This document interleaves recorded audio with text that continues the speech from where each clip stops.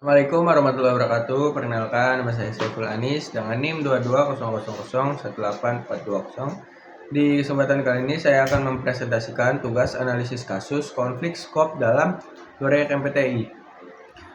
Untuk latar belakang konflik, yaitu konflik ini berakar pada ketidakpastian fundamental mengenai batasan dan skop proyek MPTI yang sedang berjalan, yang bertujuan mengembangkan aplikasi baru. Masalah bermula ketika manajer produk mengajukan permintaan untuk penambahan fitur signifikan, yaitu laporan analitik lanjutan, yang menurutnya penting untuk memastikan nilai bisnis maksimal saat go live. Permintaan ini muncul di tengah fase implementasi proyek, menciptakan ketegangan karena fitur tersebut secara eksplisit tidak termasuk dalam dokumen skop awal yang telah disetujui bersama oleh semua stakeholder.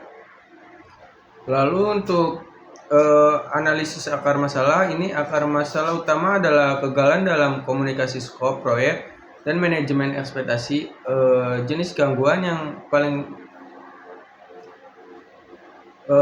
masuk itu ada 2 poin. Gangguan semantik, terdapat ketidakpastian dalam definisi atau interpretasi skop minimal layak.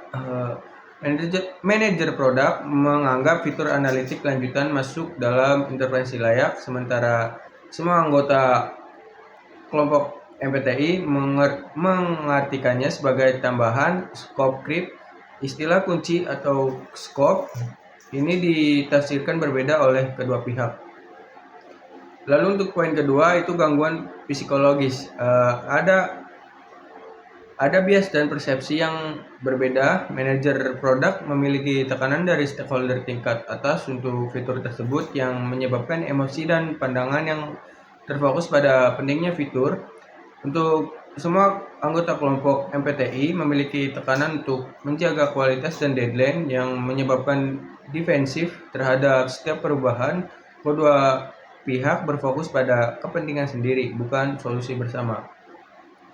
Lalu untuk strategi resolusi, saya akan menggunakan 2 dari 5 teknik influencing untuk menyelesaikan konflik ini, yaitu menggunakan KYC, Know Your Custom, dan Bridge. Yang pertama, teknik KYC dengan tujuan memahami motivasi, tekanan, dan tujuan tersembunyi dari kedua belah pihak.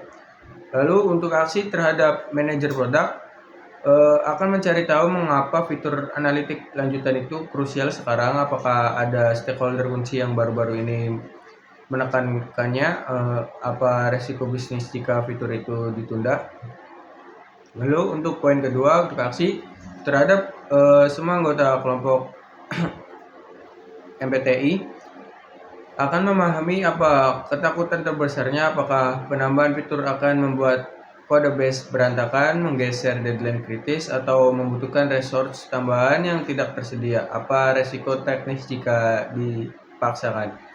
Lalu untuk hasilnya, dengan memahami tekanan bisnis, manajer proyek, dan hambatan teknis kualitas, semua anggota kelompok MPTI ini dapat merumuskan solusi yang tidak hanya menang atau kalah, tetapi menang dan menang.